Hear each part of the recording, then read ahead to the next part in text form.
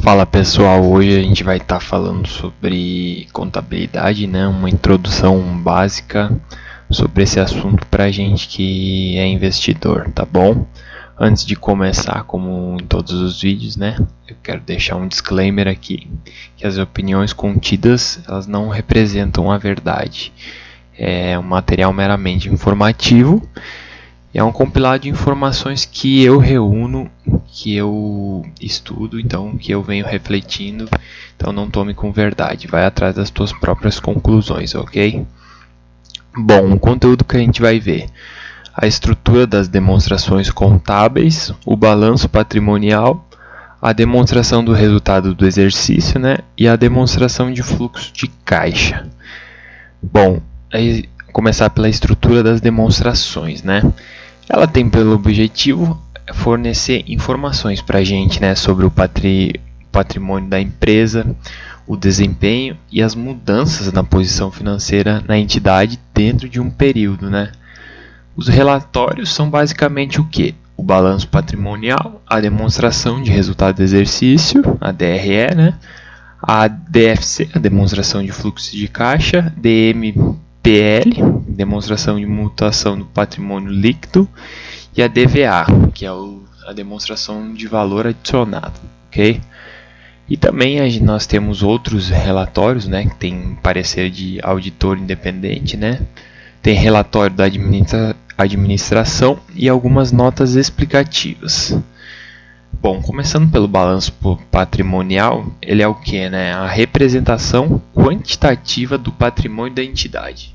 Então, como está aqui na foto, né, ele é composto por ativo, passivo e patrimônio líquido, né?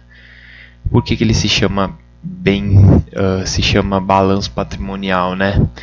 Ele tem o objetivo, né, o total de ativos de uma empresa ele tem que ser igual ao total de passivos e mais patrimônio líquido. Então, ou seja, né, os ativos que eu tenho de um lado, né, nessa foto aqui, eles têm que ser igual ao passivo e o patrimônio líquido somados aqui nesse caso, né? Por isso que se chama balanço patrimonial.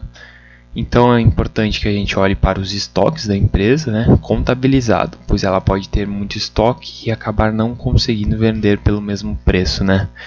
Então a empresa acaba fazendo muito estoque e depois não consegue repassar o mesmo preço para o cliente, tem que vender abaixo do preço. Então a gente precisa ver o contabilizado, ok? A gente tem que ler as notas explicativas, né, para entender mais. Procurar por empresas cujos estoques cresçam junto com o lucro líquido, então, né?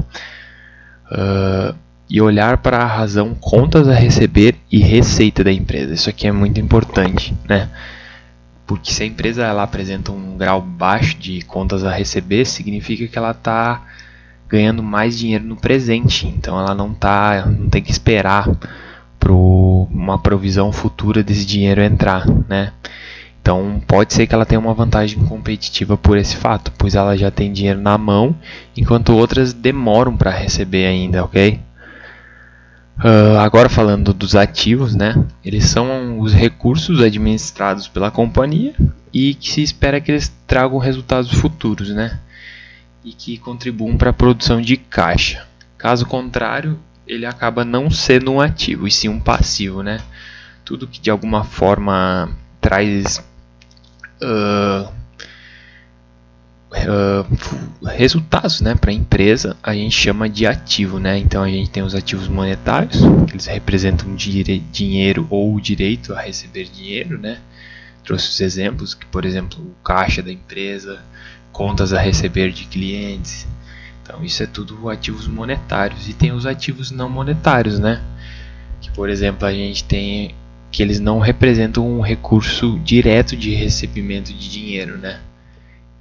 Não é de imediato que o dinheiro entra, né? Mas posteriormente. Aqui eu trouxe o estoque, as propriedades que a empresa tem a sede, né?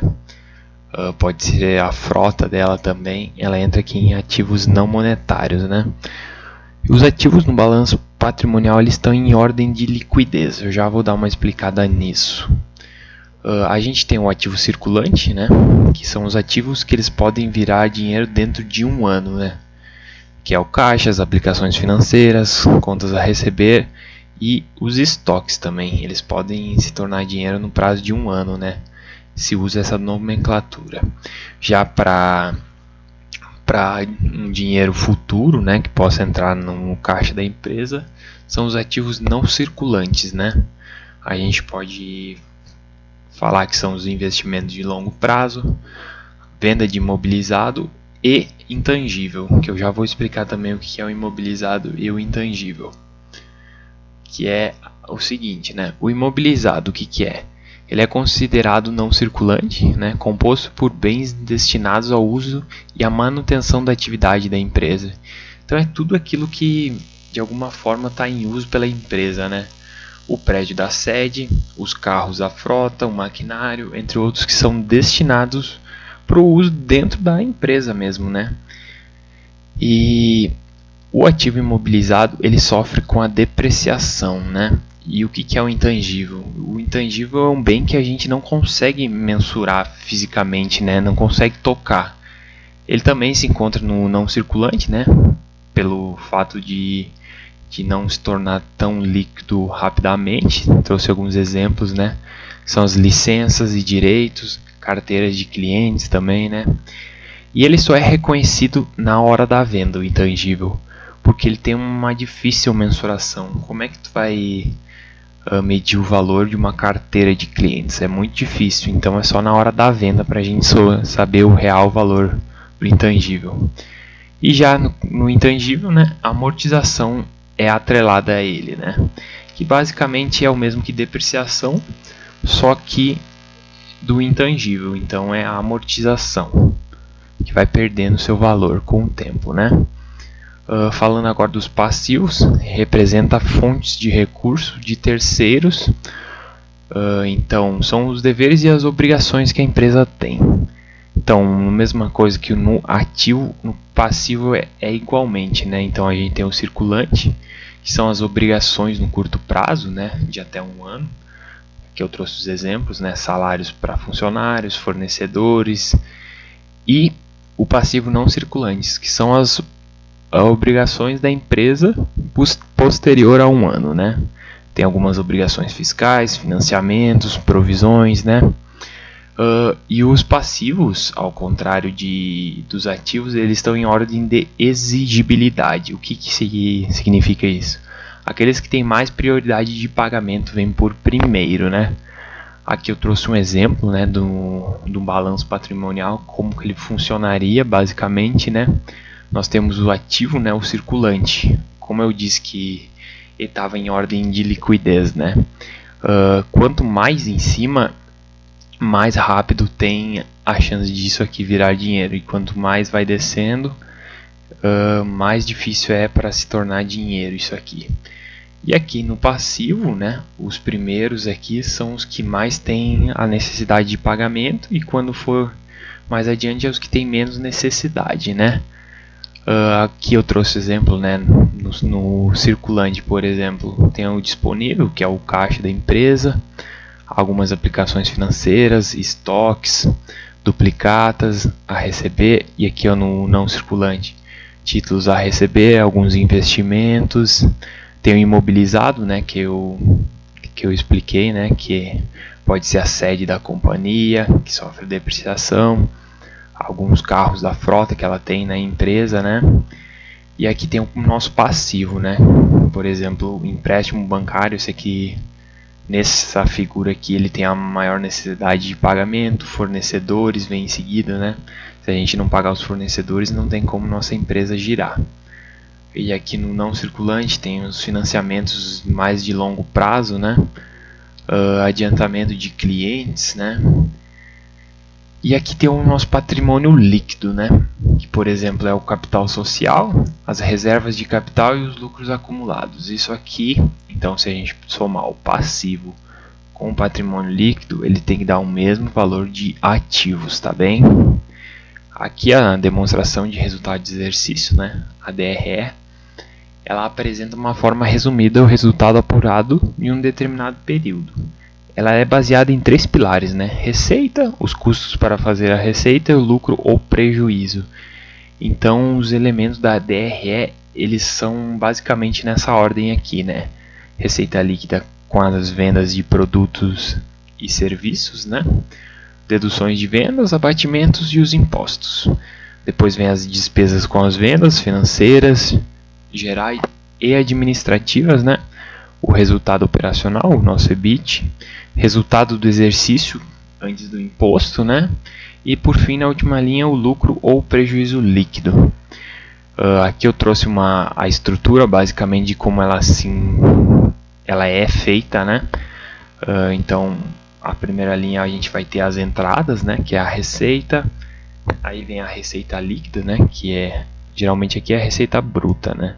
Depois vem as deduções, vem a receita líquida, né? Que é o total de vendas de fato. E por seguida vem o custo dos produtos vendidos, né? Quanto que a empresa gastou para produzir esse produto e para revender ele, né? Aí vem a receita líquida menos os custos, né? Então essa receita menos esses custos, a gente tem o nosso lucro bruto. E para a gente descobrir a nossa margem bruta, a gente faz lucro bruto dividido por receita líquida, né?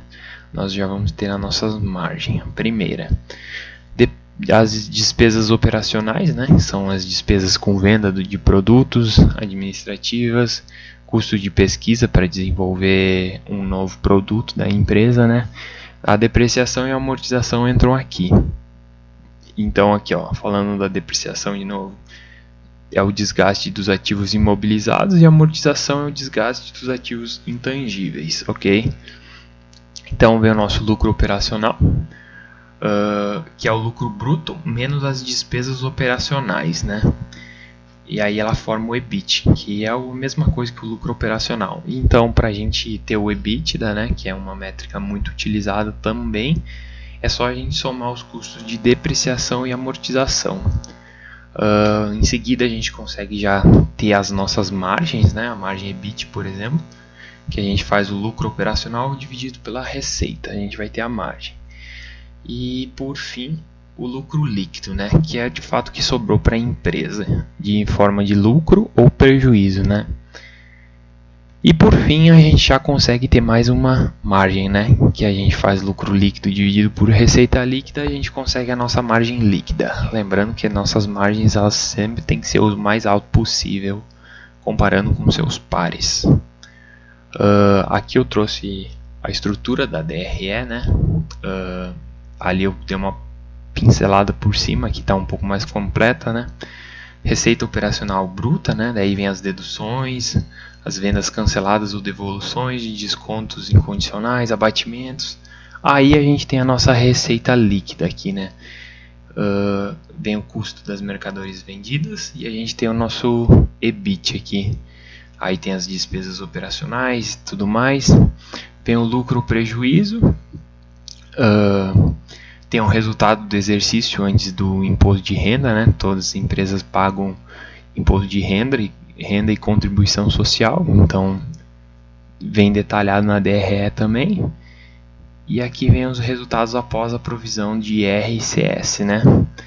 E aqui, de fato, na última linha, como eu disse, vem o lucro ou prejuízo líquido da empresa no exercício. Falando um pouco mais de EBIT e EBITDA, né? O que significa? EBIT é o Earnings Before Interest and Taxes, que é uma medida de lucro da empresa. A partir do EBIT é possível saber qual é o verdadeiro lucro da empresa, né? Incluindo a depreciação e a amortização, né? Que é o nosso lucro operacional. A gente sabe de fato quanto que nossa empresa lucrou só com a operação, né? E aqui o EBITDA, né? Earnings Before Interest and Taxes, Depreciation and Amortization. A gente só adiciona depreciação e amortização no EBITDA, né? Ela revela a capacidade operacional da geração de caixa da nossa empresa, né? Por quê, né? Imagina que a empresa comprou uma máquina que pagou R$1 milhão, né? E essa máquina ela vai se depreciar por 10 anos. Então, cada ano vai pagar R$100 mil. E as regras de contabilidade não permitem que a empresa lance essa depreciação em um único valor. Então, ela tem que e depreciando com o tempo. Então a gente usa essa métrica aqui para de fato ver o caixa da empresa, porque ela acaba excluindo essas duas, depreciação e amortização, né? Dando continuidade aqui, a demonstração de fluxo de caixa, né? O que ela é? Ela se trata de uma entrada e saída dos recursos da empresa. Então é muito comum, como nós fizemos em casa, né? A gente acaba anotando o que a gente gasta, o que a gente ganha. É uma demonstração de fluxo de caixa, né? E ela é dividida em 3 partes: atividades operacionais, atividades de investimento e atividades de financiamento, né? Fluxo de caixa operacional: informações sobre os pagamentos e recebimentos em dinheiro, né? De um determinado período. Todas essas demonstrações são de um determinado período. Ela pode nos fornecer, né, a capacidade de gerar caixa, né, que a empresa tem, das necessidades para utilizar esses fluxos, a capacidade da empresa de gerar fluxos futuros, capacidade da empresa de honrar seus compromissos, né, se ela realmente vai pagar suas dívidas e tal, os empréstimos que ela faz. A gente consegue ver a liquidez, a solvência e a flexibilidade financeira que essa empresa tem. E depois, né, a gente tem o de investimento, que ele relaciona-se sobre o aumento e a diminuição dos ativos dessa empresa nossa, né? Então tem um exemplo aqui, né, o recebimento de vendas de imobilizado. Então está entrando dinheiro com a venda de um imobilizado da empresa. Ela vende alguma participação em outras empresas, acaba entrando dinheiro no nosso fluxo de caixa de investimento, né? E aqui tem o de financiamento, né, que ele relaciona-se com empréstimo de credores em investidores, né, da empresa. São úteis para prever exigências futuras de fluxo de caixa. Então tem exemplos aqui, né? Por exemplo, empréstimo obtido no mercado através de debenture ou outro tipo de dívida, né? Aqui mais um exemplo, né? Como seria um DFC. Então tem as atividades operacionais, né? Tem o nosso recebimento com clientes, pagamentos, e aí a gente pagou os fornecedores. E sobrou das operações 100 mil aqui no nosso exemplo. Aí vem as atividades de investimento, adquiriu algum imobilizado de 30 mil, então saiu o dinheiro do caixa dessa empresa, né? Então, beleza, continuando, aí tem as atividades de financiamento. Integralização de capital social, entrou 100 mil aqui também. Então aqui a gente faz o cálculo, né? O fluxo de caixa líquido, de pega esses 100 que sobraram, né? E desconta esses 30 que saíram do nosso caixa. A gente consegue chegar num saldo final do caixa de 270 mil reais, né? Então, continuando aqui, como que a gente faz para obter e analisar as demonstrações? Para obter as demonstrações é só ir no site de RI das empresas. Todas as listadas em bolsa têm o seu site de RI. Depois eu vou demonstrar aqui como é que é. E aí tu encontra todos os relatórios lá. E é só tu procurar lá por ITR ou release de resultados. Muitas empresas têm planilhas interativas, né, que tu consegue ter também. Aí tu consegue todos os dados, né, que eu falei: balanço patrimonial, demonstração de resultado, DMPL e DVA, né, entre outros relatórios que tem lá. Então analise esses relatórios para colher informações, né. Ela é subdividida para tu analisar a estrutura e a evolução dos números, né. Avalie a capacidade de solvência da empresa, né, a diminuição do caixa, detectar pontos fortes e fracos da empresa e juntar todos esses dados e comparar com seus pares do setor. Uma coisa muito importante aqui, né, de falar: as demonstrações são padronizadas. Então todas as demonstrações são padronizadas no Brasil e elas são liberadas a cada trimestre. E já no quarto trimestre a demonstração vem consolidada no ano de exercício, né? Então agora a gente está no terceiro trimestre. No próximo trimestre vem consolidado do ano inteiro de do ano em exercício da nossa empresa. Bom, esse foi o fim da aula. Agora eu vou mostrar aqui como é que a gente consegue as informações. Eu vou entrar no site da Arezzo aqui, do RI, só para a gente ter um exemplo. É só colocar a empresa que tu quer, mais RI, que já aparece aqui, ó. Entramos aqui, ó. A gente consegue todos os dados que a gente precisa, né? Inclusive tem o preço da ação, né? Enquanto que o Ibovespa está no momento. Consegue informações aqui, ó, das marcas, consegue todas as informações da governança corporativa. E aqui é o que nos interessa, né?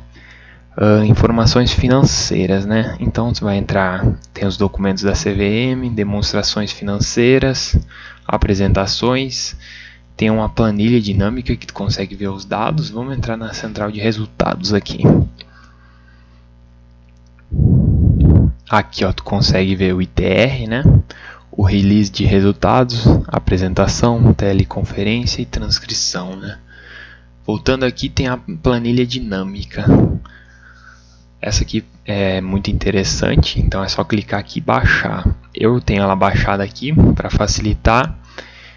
E a gente consegue ver os seguintes dados, né? Tem todas as empresas aqui, são subsidiárias da Arezzo, né? A gente consegue ver alguns indicadores. Calma aí. Tá travando.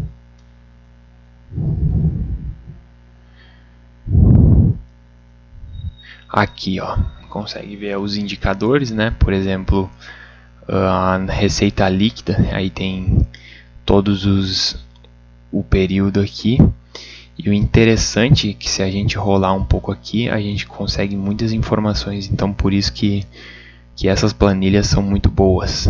Consegue muitas informações no período, né? Tem todos os dados aqui. Tem a receita bruta total, né? No mercado externo, por exemplo, que a Arezzo vende para fora do país. Mercado interno, tem todos os números aqui. Tem histórico de lojas. Então, tem todos esses dados aqui. E aqui tem o nosso balanço patrimonial, que a gente viu, né? O ativo circulante, o caixa, as aplicações financeiras, contas, estoques. Tem o realizável a longo prazo aqui, ativo não circulante, né? Imobilizado, intangível. Você pode ver que está em ordem, né? Os mais líquidos vêm por primeiro, imobilizado e intangível, que é um exemplo aqui que a gente tem que não é tão líquido, a gente coloca por último. Tem o nosso passivo aqui, então ó, a gente vê que as dívidas que precisam ser pagas mais rapidamente, elas estão aqui em cima, né? E aqui tem um patrimônio líquido e como a gente pode ver, ó, total de passivo e patrimônio líquido, 4.194, né? Aqui está em milhares, então seria 4 milhões, quer dizer 4 bilhões 194 mil. E se a gente vir aqui no ativo, 4 bilhões 194 milhões, né? Então, tá aqui os dados. A gente consegue ver a DRE também, né? Tem a receita operacional líquida, tem o nosso lucro bruto, a receita e as despesas operacionais, né? Tá entre parênteses, então teve despesas operacionais aqui, lucro antes do resultado financeiro, lucro antes de RCS, né? Que é a contribuição social, imposto de renda, tem um investimento da loja, né? Que é o CAPEX. Tem o ROIC aqui também, no PET, que é um outro indicador. E aqui tem os dividendos que a empresa pagou desde 2010. Então é bacana demais procurar por essas planilhas. Muitas empresas têm essas planilhas, né? E algumas não têm. Bom, esse foi o vídeo de hoje. Obrigado a todos e um abraço. Valeu!